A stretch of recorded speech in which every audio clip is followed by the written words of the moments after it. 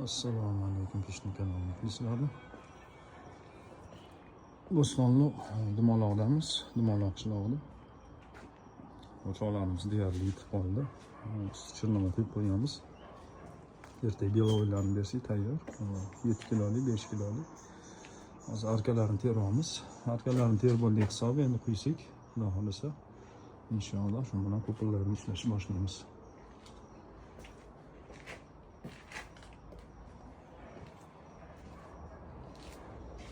Oshxonamiz bu razmerga juda ham shishman tushdi. Istalishsa 7 kilolik, barbekü 5 kilolik mo'lkamiz.